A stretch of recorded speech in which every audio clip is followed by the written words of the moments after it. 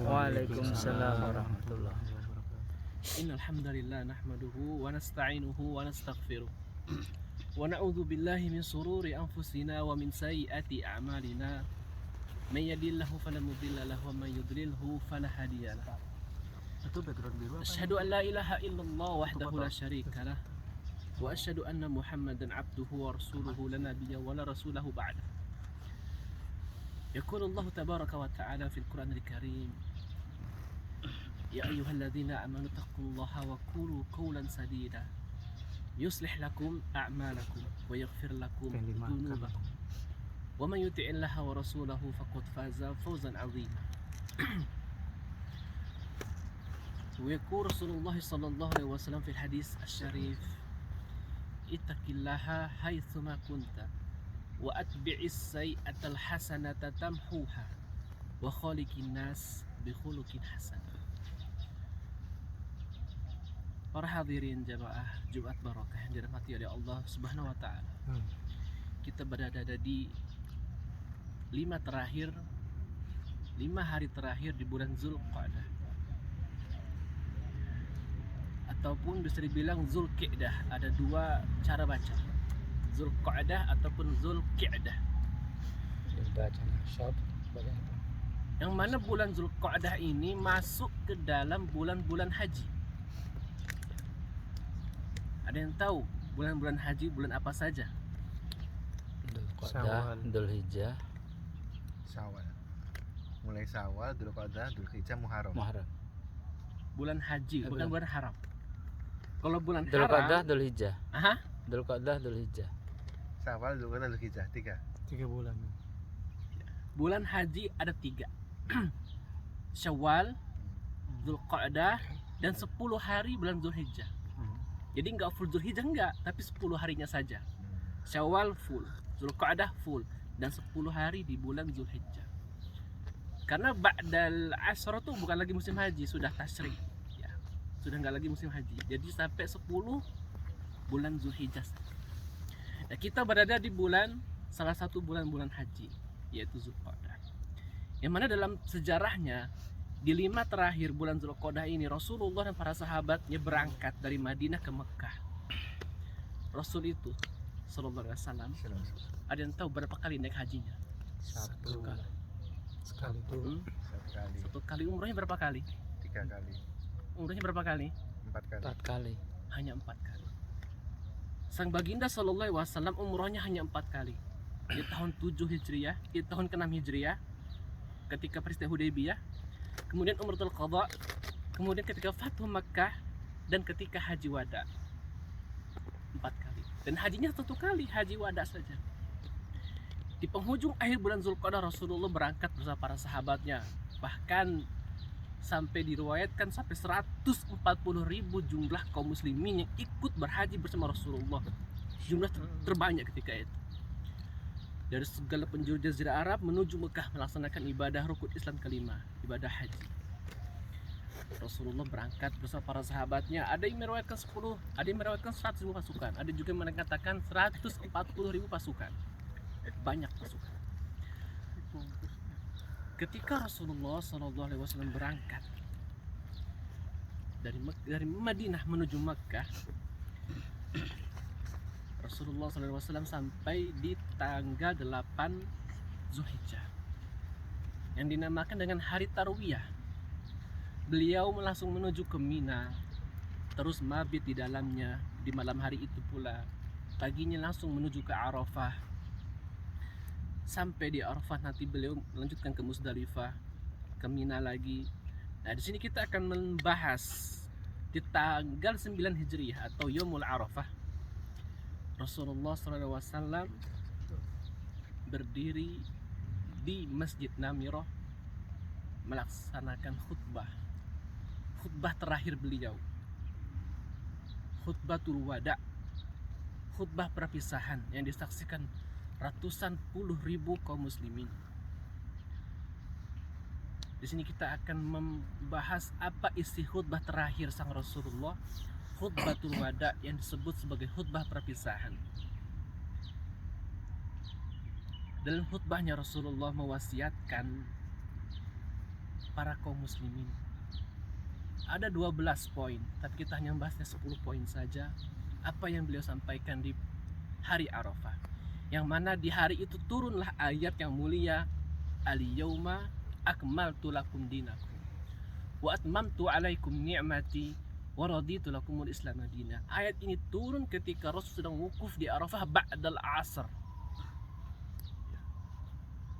Ketika ayat itu turun, Rasulullah SAW langsung menyuruh Bilal untuk melaksanakan sholat, mengumandangkan azan, iqamah, sholat zuhur. Setelah itu qomat lagi untuk sholat asar. Artinya apa?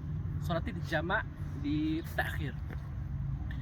Ikhwani fillah rahimani wa rahimakumullah, marilah kita bahas tentang poin-poin wasiat Rasulullah di khutbatul wada, di haji perpisahan beliau.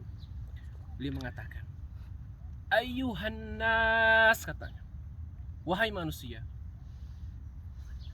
yang hadir maupun yang gaib, kata Rasulullah, falyubalighul hadirul gaib, hendaklah yang hadir menyampaikan kepada yang tidak hadir nasihat ini.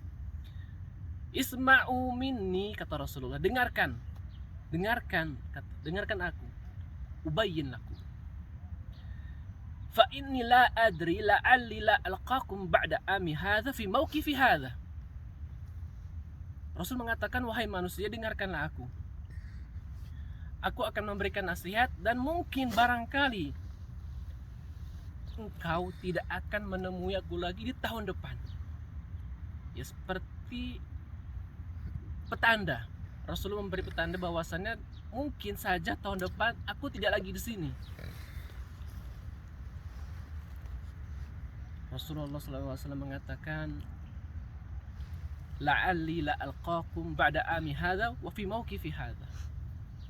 Dengarkan baik-baik para sahabatku, para kaum muslimin, nasihatku ini, karena bisa jadi barangkali tahun depan aku tidak lagi berdiri di sini, di tempat ini. Wasiat yang pertama, Rasulullah SAW mengatakan, inna dima'akum wa amwalakum haramun. Sesungguhnya harta kalian dan darah kalian itu suci. Kahurmati yaumikum hadha wa fi syahrikum hadha wa fi baladikum hadha. Sesungguhnya darah kalian dan harta-harta kalian kaum muslimin itu suci, seperti kesucian hari ini, hari Arafah, seperti kesucian bulan ini, bulan Zulqa'dah, seperti kesucian bilad ini, yaitu Mekkah Al-Mukarramah. Darah seorang muslim itu sangat suci. Harta seorang muslim itu pun suci. Maka janganlah sekali-kali kaum muslimin menyentuh hartanya atau menggosoknya. Dan jiwa, darah seorang muslim suci. Maksudnya Rasulullah mengatakan jangan sampai kalian saling membunuh satu sama lain. Yang terjadi saat ini di Timur Tengah, di dunia Arab, perang antara saudara, darah kaum muslimin. Mereka melupakan wasiat Rasulullah, inna amwalakum wa dima'akum haramun alaikum. Dan wasiat yang kedua, Rasulullah SAW mengatakan, barang siapa di antara kalian memiliki amanah, falyu'addiha ila ahliha. Barang siapa di antara kalian memiliki amanah, maka sampaikanlah, kembalikanlah amanah tersebut kepada pemiliknya. Jangan sampai kita masuk orang-orang munafik yang tidak melaksanakan amanah. Wasiat Rasulullah yang kedua, sampaikan amanat kepada pemilik. Yang ketiga, Rasulullah SAW mewasiatkan, taraktu fikum amrayni. Aku meninggalkan dua perkara yang mana kalau kalian tamassaktum bihima lan tadillu ba'daha abadan. Aku tinggalkan kepada kalian dua perkara yang kalian jika berpegang teguh kepada dua perkara ini, niscaya kalian tidak akan sesat selamanya. Kitabullah wa sunnati Rasul. Al-Quran dan sunnah Rasulullah, dua perkara yang wasiat Rasulullah untuk kita amalkan. Dan di poin keempat, Rasulullah mewasiatkan lagi, kullukum wahid wa jaddukum wahid. Kata Rasulullah, kalian itu satu. Allah Maha Esa, Allah pun satu. Kakek kalian pun satu, Nabi Adam. Wa Adam min turab. Dan Adam itu dari tanah.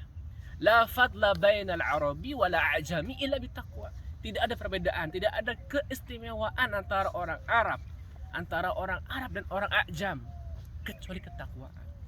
Tidak ada perbedaan antara orang kulit putih, orang kulit hitam, kulit merah, kulit biru, tidak ada keistimewaan. Hanya takwa. Inna akramakum indallahi atqakum. Wasiat Rasulullah yang berikutnya mengatakan bertakwalah kepada Allah. Ittaqullaha fin nisa, kata Rasulullah. Bertakwalah kepada Allah. Bertakwalah kepada Allah terkhusus kepada istri-istri kalian, kepada kaum wanita kalian yang mana kalian telah menikahinya. Tunaikanlah hak-hak istri kalian. Jangan sampai kita mengabaikan hak-hak dari mereka. Karena itu masuk dari wasiat Rasulullah di Hajatul Wada. Kemudian Rasulullah SAW mewasiatkan berikutnya. Beliau mengatakan innamal mu'minuna ikhwah. Semua orang mukmin, baik itu Arab, non-Arab, semuanya bersaudara. Tidak ada ikhwah kecuali dalam Islam. Innamal mu'minuna ikhwah fa aslihu baina akhwaikum.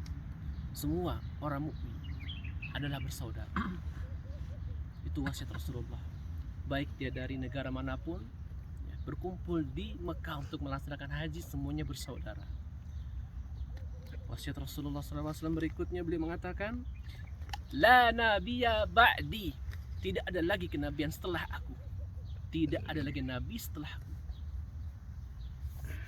Rasulullah SAW terus mewasiatkan selanjutnya, mulai hari ini telah aku hapus transaksi riba.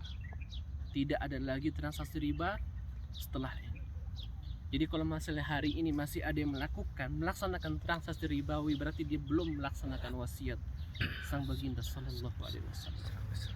Wasiat beliau yang berikutnya di Hajatul Wada adalah dilarang bagi kita untuk menisbatkan seseorang nama anak kepada selain bapaknya, atau tabani. Tabani itu kita mengadopsi anak dan menisbatkan anak ini kepada nama kita, itu dilarang. Kita boleh mengadopsi anak, tetapi nisbatkan ini kepada bapak kandungnya. Yang dilarang, bahkan dilaknat oleh Allah, dilaknat. Ya ini apa namanya? Laknatnya itu enggak cuma Allah saja, dilaknat, laknatullah wa laknatul malaikah wan nasu ajma'in. Barang siapa yang mengadopsi anak kemudian dinisbatkan kepada nama dia, tidak kepada ayah kandungnya, maka laknat Allah kepadanya, laknat malaikat dan laknat semua manusia di muka bumi ini. Karena prakteknya tabani tidak boleh dinisbatkan kepada ayah yang mengadopsinya, tapi harus kepada ayah kandungnya. Karena pernah di zaman Arab itu tabani dipraktekkan, mereka menisbatkan anak itu kepada ayah yang mengandungnya, ayah yang merawatnya. Seperti kisah siapa? Zaid bin Muhammad. Rasul sendiri yang mempraktekannya. Rasul dulu membebaskan budak Zaid bin Harithah.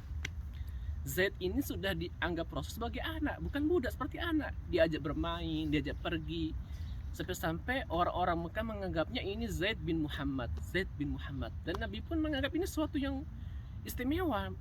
Ya dipanggillah Zaid bin Muhammad, sehingga turunlah ayat yang menyatakan tidak boleh menisbatkan anak ini kepada ayah yang merawatnya. Dosa besar ya. Maka setelah itulah disebut Zaid bin Harithah, anak dari Harithah. Jadi Zaid bukan lagi Zaid bin Muhammad, tapi Zaid bin Harithah. Itulah beberapa wasiat Rasulullah di Hajatul Wada. Dan beberapa para sahabat ada yang menangis mendengar wasiat ini. Dan Rasulullah terakhir di penutupan beliau mengatakan, wahai sahabatku, apa yang kalian akan jawab di hadapan Allah tentang aku? Maka sahabat menjawab, halakot balakta ya Rasulullah, engkau telah menyampaikan risalah, engkau telah menyempurnakan tugasmu ya Rasulullah, engkau telah menyempurnakan risalahmu. Dan Rasulullah pun langsung mengangkat tangannya ke langit, Allahumma syhad, Allahumma syhad, Allahumma syhad. Ya Allah saksikanlah, ya Allah saksikanlah, ya Allah saksikanlah bahwasanya aku telah menyampaikan semua risalahmu kepada umat-umatku. Abu Bakar As-Siddiq ketika itu menangis sampai membasahi janggutnya. Mengapa? Dia tahu ini udah petanda bahwasanya akan selesai risalah Nabi, petanda akan datang ajal Rasulullah SAW. Tidak sedikit mereka yang menangis ketika itu di Hajatul Wada. Itulah wasiat terakhir Rasulullah di hadapan 140.000 kaum muslimin yang haji di bulan itu. Semoga kita ini termasuk umatnya yang menjalankan sunnah-sunnah beliau hingga dipertemukan Amin. beliau kelak di Telaga Al-Kautsar Amin. bersama para sahabatnya, bersama para kaum muslimin seluruhnya. Subhanaka Allahumma bihamdika asyhadu an la ilaha illa anta wa astaghfiruka wa atubu ilaik. Assalamualaikum warahmatullahi wabarakatuh. Waalaikumsalam.